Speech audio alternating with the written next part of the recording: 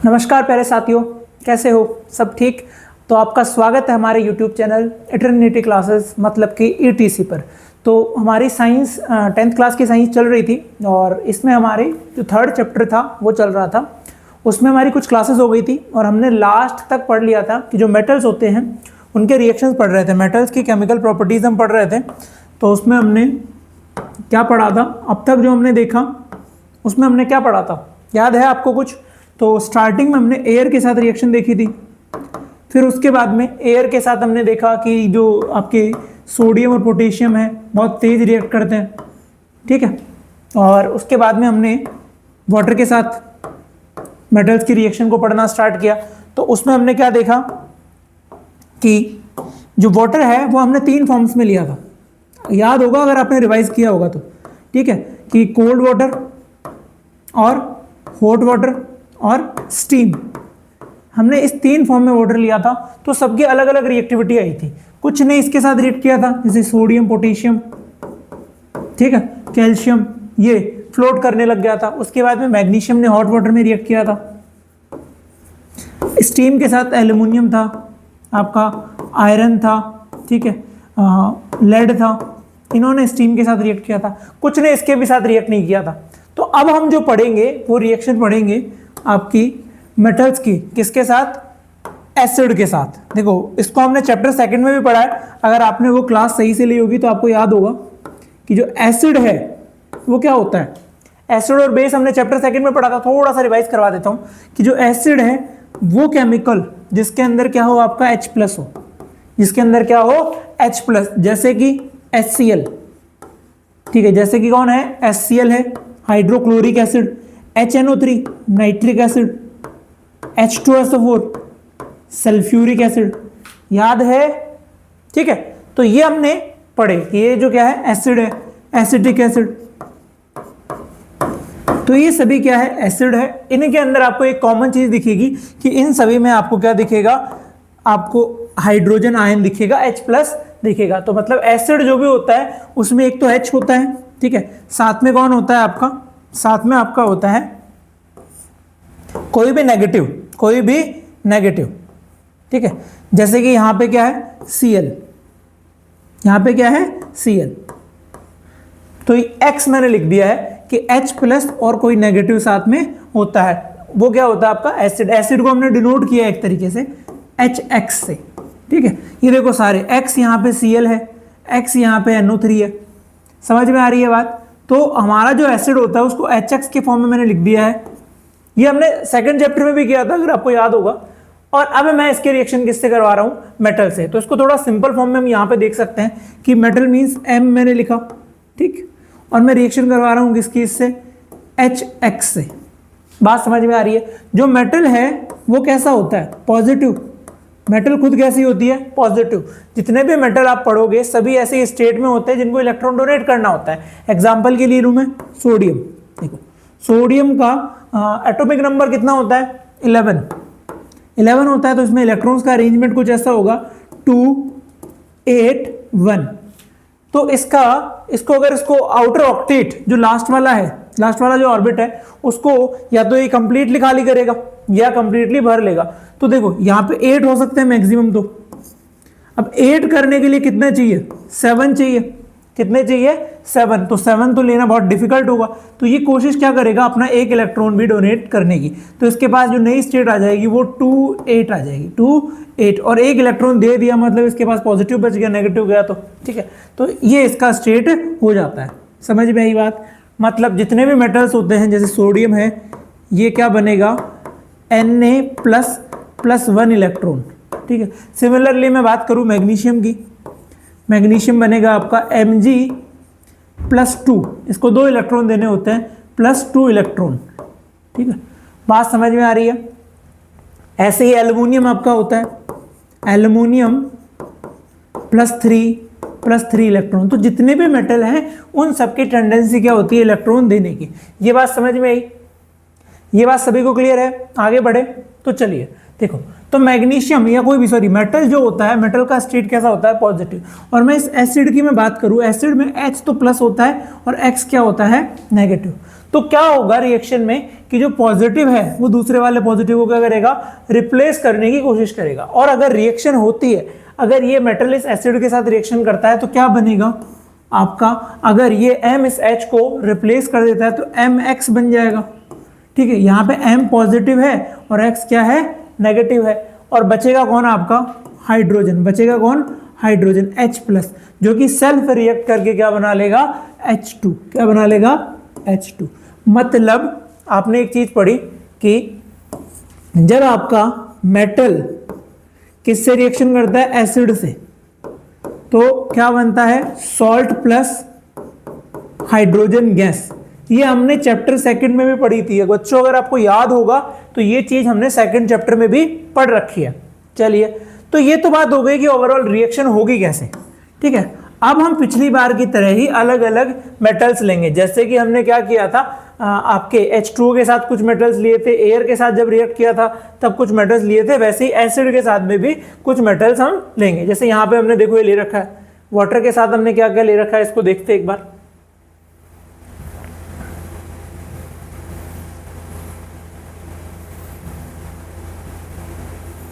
देखो ये रही, इन सबके रिएक्शन हमने क्या करवाई थी, वाटर के साथ रिएक्शन करवाई थी। Sodium, potassium, calcium, magnesium, aluminium, zinc, Pb, FeCu, AgAu, इन सबके रिएक्शन हमने किससे करवाई थी, वाटर से करवाई थी। और रिएक्शन में हुआ क्या था, ये दोनों तो बहुत तेज रिएक्ट कर लेते हैं। ठीक है, कोल्ड वाटर के साथ ये बहुत धीरे करता है पर रिएक्ट कर लेता है। हॉट वाटर के साथ Mg रिएक्ट करता है, देखो ये हमने लिख भी रखा है। ठीक है, और बाकी ये जो है आपका एल्युमिनियम, जिंक, Pb, Fe वो किसके साथ, स्टीम के साथ रिएक्ट करते हैं। बाकी कॉपर, AgAu ये भी यहाँ पे भी रिएक्ट नहीं करते। बात समझ में आई। अब इसी को आगे बढ़ाते हैं और हम वापस से यही चीजें, यही प्रोसेस किसके साथ करेंगे, आपके एसिड के साथ। किसके साथ, एसिड के साथ। बस एसिड के साथ जो मेटल्स लेंगे वहां पे दो मेटल्स को हम छोड़ देंगे। कौन कौन सी, सोडियम और पोटेशियम। क्यों छोड़ देंगे, क्योंकि ये रिएक्शन वाटर के साथ ही बहुत तेज करती है। वाटर के साथ ही इनका रिएक्शन इतना एक्सोथर्मिक है कि आग लगने लग जाती है। तो सोचो जब हम एसिड लेंगे तो क्या होगा, एसिड लेंगे तो बहुत मतलब अनकंट्रोलेबल कंडीशन आ जाएगी, इसलिए इन दोनों को यहाँ पे यूज ही नहीं करते।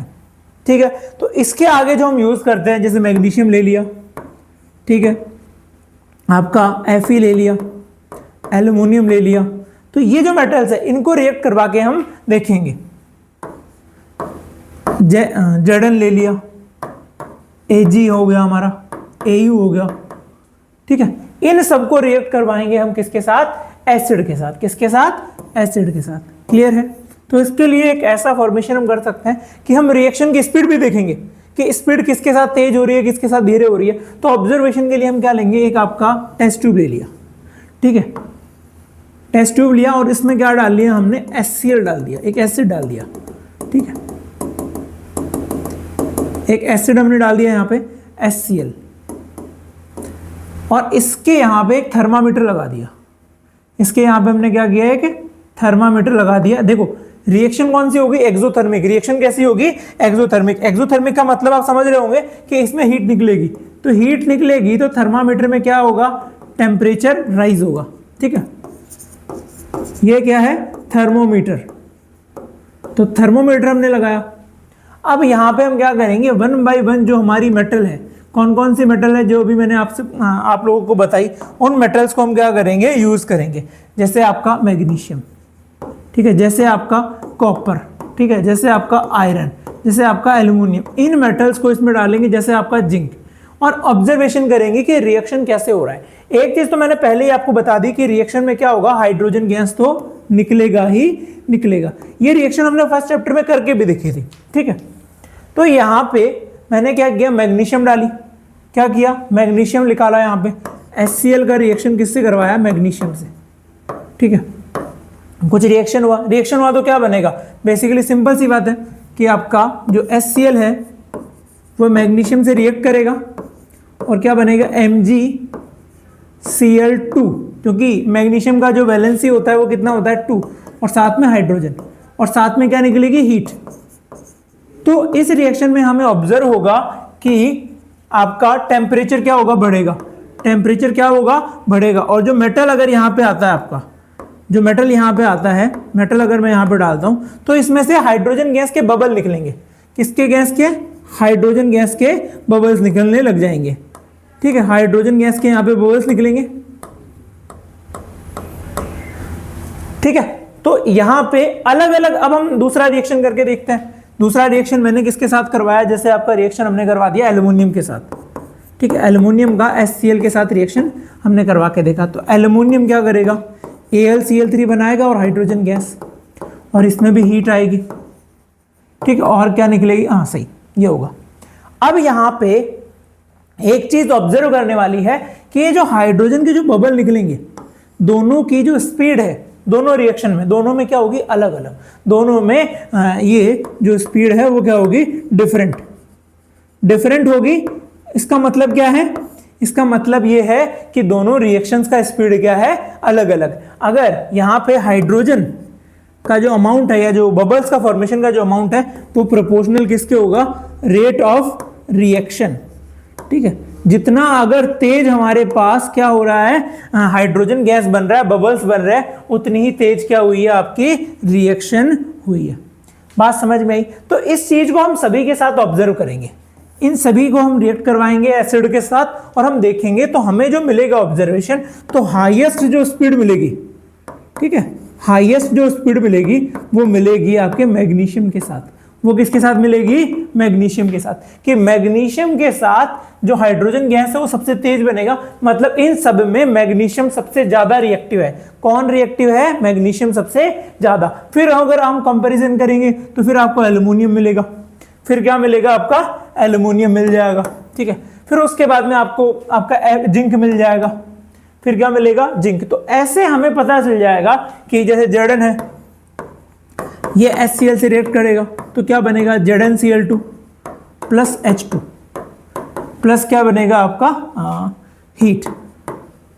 सारी ही रिएक्शन होगी तो एक्सोथर्मिक की, पर हीट का जो रेट है वो डिफर करेगा। जैसे इसमें सबसे ज्यादा होगा, इसमें थोड़ा कम होगा, इसमें और भी कम होगा।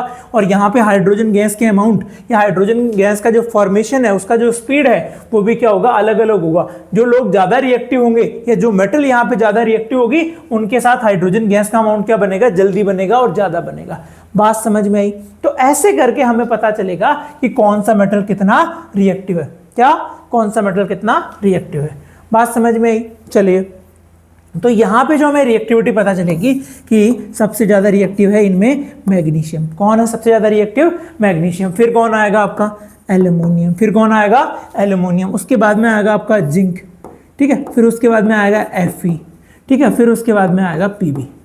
तो ये रिएक्टिविटी हमें, इस प्रकार हमें ये पता चलेगा कि ये सारे इस तरीके से रिएक्टिव है। ये बात सभी को क्लियर है? तो हमें ये चीज पता चल गई इस रिएक्शन को देख के कि कौन सा मेटल ज्यादा रिएक्टिव है। ठीक है, अब हम आगे देखें तो एक और चीज है, कुछ स्पेशल चीजें हैं वो हम बात कर लेते हैं। जैसे कि जो कॉपर है वो आपका H2SO4 या जो आपका HCl है उसके साथ रिएक्शन जनरल लेवल पे नहीं करता है। इस बारे में कि जैसे हमने आगे बात की थी कि ये जो मेटल्स है, ठीक है, कि ये जो मेटल्स है आपके, हमने एग्जांपल के लिए लिए था ना मेटल्स।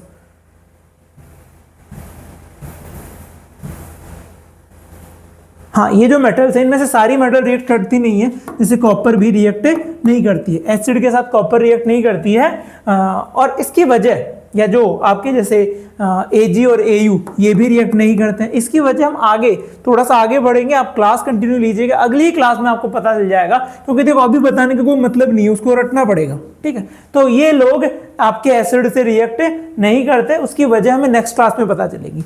ठीक है, अब आगे देखते हैं कि ये हमें पता चल गया कि कौन कितना रिएक्टिव है। अब यहाँ पे कुछ स्पेशल पॉइंट्स हैं वो हम नोट डाउन कर लेते हैं। जैसे जो HNO3 है, HNO3 एक एसिड तो है, ये क्या है? एक एसिड है, नाइट्रिक एसिड। ठीक है, उसके साथ में ये एक ऑक्सीडाइजिंग एजेंट भी है। क्या है? Oxidising agent.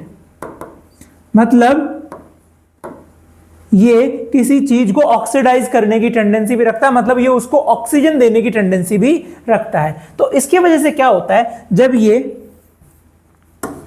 HNO3 कंसंट्रेटेड हम लेते हैं, ठीक है, कंसंट्रेटेड HNO3 लेता है और ये कुछ मेटल्स जैसे कि मैग्नीशियम या आपका मैग्नीज, ठीक है, या मैग्नीज, इन मेटल्स के साथ रिएक्शन थोड़ा सा अलग करता है। किस स्टेट में? जब ये कंसंट्रेटेड हो तब ये क्या करता है, देखो रिएक्शन तो जनरली होगी, रिएक्शन क्या होगा आपका MgNO3 ये बनेगा और साथ में क्या बनेगा आपका हाइड्रोजन, साथ में क्या बनेगा हाइड्रोजन। पर ये रिएक्शन यहाँ रुकेगी नहीं।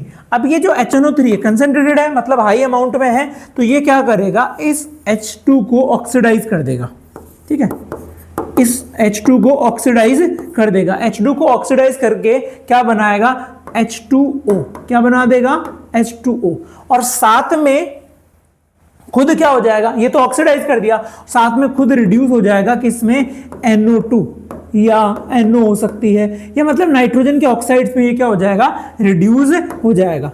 बात समझ में आई, क्लियर है? मतलब ये थोड़ा एक्सेप्शन है कि जो HNO3 है ये अपने ड्यूअल नेचर की वजह से, कि एसिड तो है ही, इसके साथ में ये ऑक्सीडाइजिंग एजेंट भी है, इस वजह से जब ये कंसंट्रेटेड अमाउंट में होता है, मतलब जब हाईली रिएक्टिव अमाउंट में होता है, तब ये क्या करता है, मैग्नीशियम और मैग्नीज के साथ रिएक्शन थोड़ा अलग से करता है। उसमें क्या करता है, पहले H2 तो बनता है, पर वो इतनी तेज रिएक्शन होती है,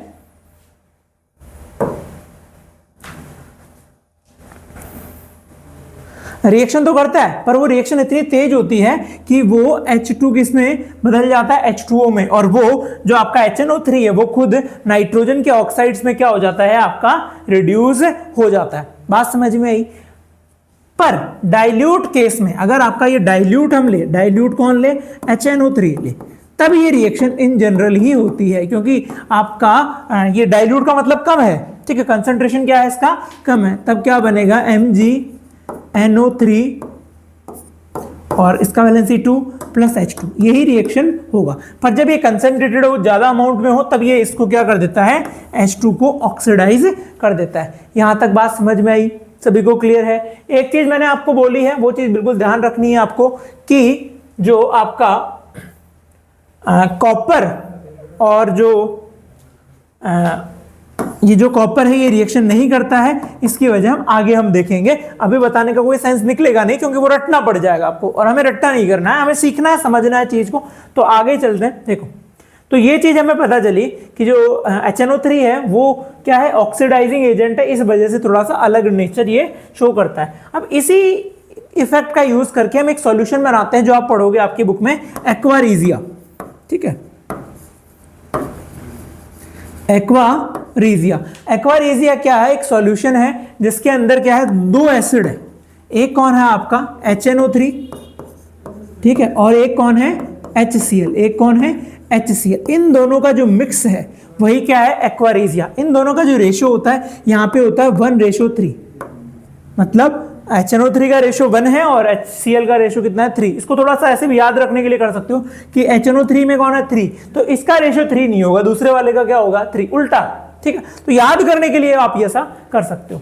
तो ये जो है आपका HNO3 और HCl, इसको हम क्या बोलते हैं, एक्वारीजिया। इसको हम क्या बोलते हैं, एक्वारीजिया। ये क्या होता है, हाईली कोरोसिव होता है, ठीक है, ये हाईली कोरोसिव होता है। कोरोसिव मतलब कोरोजन, या मतलब गला देता है, किसी भी चीज को गला सकता है। फ्यूमिंग लिक्विड होता है ये, ठीक है। फ्यूमिंग मींस इसमें जो फ्यूम या धुआं निकलती रहती है, वो भी किस वजह से, देखो ये HNO3 क्या है, और कंसंट्रेटेड फॉर्म में होना चाहिए, ये दोनों क्या है, कंसंट्रेटेड होने चाहिए, कंसंट्रेटेड होने चाहिए, ठीक है। तो ये HNO3 और HCl, देखो ये तो मैंने अभी बात की कि ये क्या है, ऑक्सीडाइजिंग, ठीक है, ये ऑक्सीडाइजिंग एजेंट भी है, और ये क्या है, HCl है, जो कि Cl साथ में हमें दे रहा है, ठीक है।